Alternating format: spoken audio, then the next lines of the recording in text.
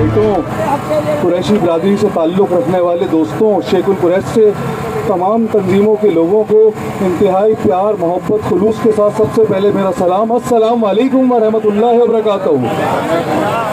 आज हमने फिर एक बार बता दिया कि कुरैशी बिरादरी मुत्तहद है, कुरैशी बिरादरी में एका है।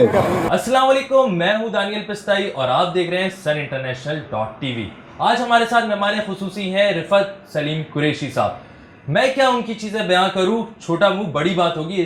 जनाब रिफत सलीम कुरैशी साहब, आप अपना तारुफ खुद कराइए, अवाम आपको जानना चाहती है। अल्हम्दुलिल्लाह पाकिस्तान के लोगों की मोहब्बत है मुझसे, लोग चाहते हैं मुझे, अल्लाह का शुक्र है। रिफत सलीम साहब, आपने मायनास तरीके से पाकिस्तान का झंडा बुलंद किया, पाकिस्तानी अवाम का सर फख्र से बुलंद किया। आप 100 पर्सनैलिटीज़ में से माशाल्लाह 7वें नंबर पे आए और भी फ़ख्र किया, हमारे सर बुलंद किए। अल्लाह का सबसे पहले शुक्र अदा करूँगा, फिर पाकिस्तान की कौम को मुबारकबाद दूंगा कि मेरी कोई औकात नहीं, इस मिट्टी से मैंने वफा की और इस मिट्टी ने मुझे उसका सिला दिया। और वो सिला ये था कि आप देख रहे हैं दुनिया में 7वें नंबर पे आ गया हूँ मैं, और इसके लिए मैंने कोई ज़्यादा मेहनत नहीं की, बस पाकिस्तान से मोहब्बत की है, ये उसका जवाब है। क्या आपकी शख्सियत आप में ही मुनफरिद है या दुनिया के लिए भी मुनफरिद है? देखिए, आप कह सकते हैं, अल्लाह का शुक्र मैं तो अदा कर रहा हूँ, और मुनफरिद होना कोई इतनी ख़ास बात नहीं है। असल बात यह है कि खिदमत क्या है आपकी कौम के लिए।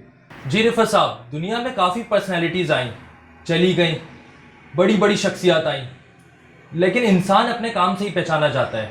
आपका क्या कहना है? ये हकीकत है। देख लें, कायदे आज़म मोहम्मद अली जिन्ना 74 साल हो गए, आज भी हमारे बीच हैं।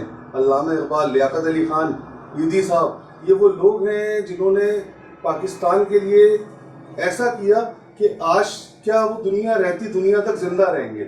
तो इन जैसे मुनफरिद तो मैं नहीं हो सकता, कोशिश कर सकता हूँ ईदी साहब, अल्लामा इकबाल, कायदे आज़म के डगर पे चलने की और पाकिस्तान से मोहब्बत करने की, और उसका सिला अल्लाह पाक देंगे, मुझे पूरी उम्मीद है। दिन में जो कारोकारी होती है, औरत को मारा जाता है, आपका क्या कहना है? आपकी क्या खिदमात हैं इसमें?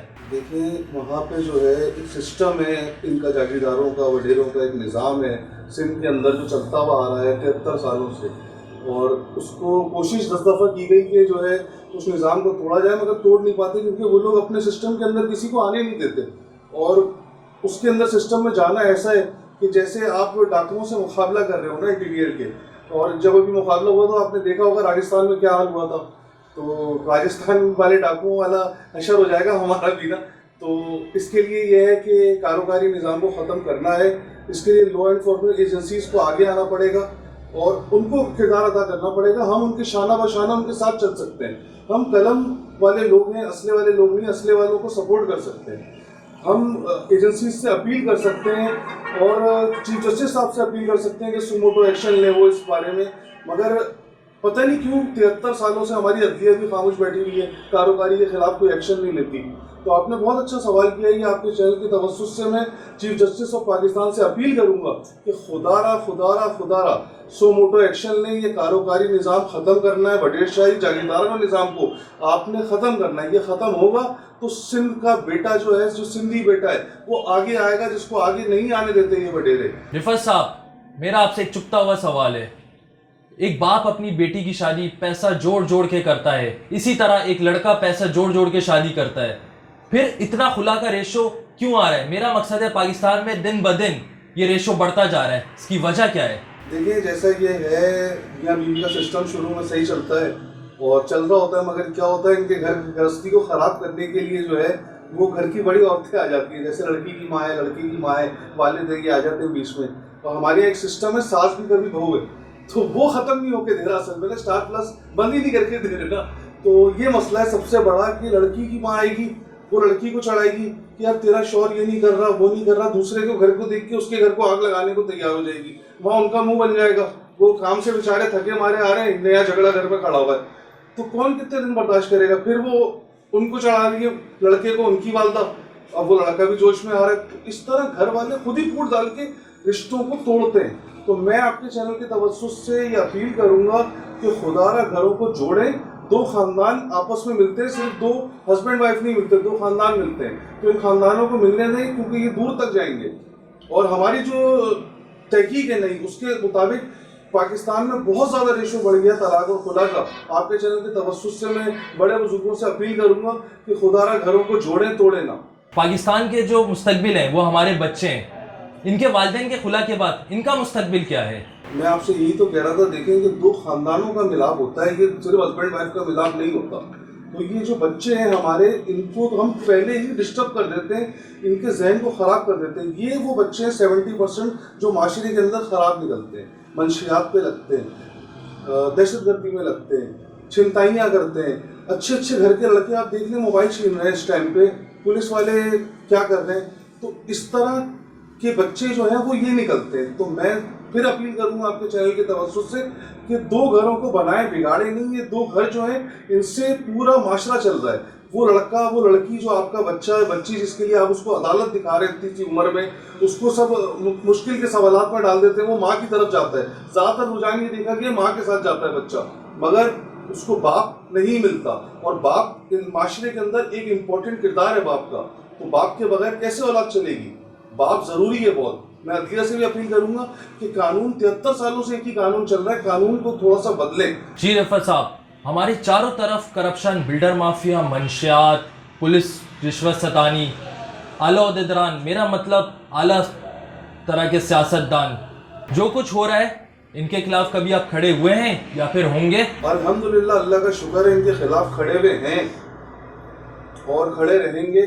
और जैसे अभी आपने सवाल किया था उस पर मैंने कहा सियासत में इंशाल्लाह बहुत जल्द एंट्री है हमारी शेखुल कुरैश की। और उस हवाले से मैं कहूँगा हमारे मंशूर का ये हिस्सा है। और मंशियात आपको पता है पाकिस्तान की नौजवान नस्ल से डरते थे ये बाहर के लोग। इन्होंने मंशियात पे लगाया, इन्होंने असला दिया। ये चाहते हैं कि ये हमारा जो नौजवान नस्ल है ये बर्बाद हो जाए, क्योंकि ये पढ़ लिख जाएगी तो इसने अमेरिका बना दिया।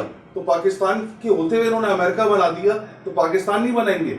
सिर्फ $2500-1500 कमाने के लिए झाड़ू पोछा देने अमेरिका चले जाते हैं। अपने मुल्क में अगर अच्छी नौकरियां मिलेंगी तो कोई अमेरिका क्यों जाएगा?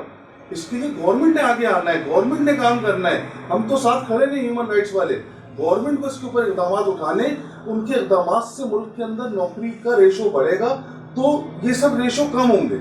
आप शेखुल कुरैश भी हैं और सियासतदान भी, अगर आपकी पार्टी में ऐसा हुआ तो आपका क्या रद्द अमल होगा? देखिए, कोशिश पूरी करेंगे कि ऐसा ना हो और पार्टी को इस तरह लेके चलेंगे, उसके अंदर एक मेंटेन करेंगे पार्टी को अपनी, और उसके ऊपर नज़र रखेंगे पूरी तरह से। आपको शोबे बनाने पड़ते हैं अपने लोगों को देखने के लिए भी। अगर हमारे वजीर आते हैं असेंबलियों में पास होके, तो उनके लिए भी हम एक कमेटी बनाएंगे जो वजीरों पर नज़र रखेगी। तो जब चेक एंड बैलेंस होगा तो पूरी उम्मीद है मुझे कि इंशाल्लाह इस तरह की कोई काम नहीं होंगे। पार्टी एक अच्छी पार्टी बनेगी, कायदे आज़म वाली पार्टी बनेगी, पाकिस्तान के लिए बनेगी, और पाकिस्तान के वजूद को कायम होते हुए और ऊपर चढ़ते हुए और झंडे को ऊपर ले जाते हुए नजर आएगी। हमारी दुआ है अल्लाह पाक आपको कामयाब करे और शेखुल कुरैश का नाम रोशन करे। आपका मंशूर क्या होगा सियासत में आके? देखिए, मंशूर वही होगा अवामी मंशूर, जो आवाम का मंशूर हो। हमारा मंशूर रोटी कपड़ा मकान के अलावा बहुत सी चीज़ें जो इस मुल्क में हमारे लोगों को चाहिए जो नहीं मिली। सफाई, कचरा उठाना, रोडों का हाल देख लें, टूटे हुए रोड, पानी का मसला, बिजली का मसला, फिर करप्शन इन सब चीज़ों की जड़ है। सबसे पहले करप्शन को ख़त्म करना है हमने। करप्शन ख़त्म होगी, नौकरियाँ भी मिलेंगी इंशाल्लाह, दहशतगर्दी भी ख़त्म होगी और सिस्टम आगे सही चलेगा। जब करप्शन को ख़त्म करेंगे तो फिर वो लोग आगे आएंगे जो बसों में सफ़र करते थे। जी नाजरीन, ये थे हमारे साथ रिफत सलीम कुरैशी साहब। तो देखते रहें suninternational.tv। इसी के साथ अपने मेज़बान दानियल पिस्ताई को इजाज़त दें। खुदा हाफिज़।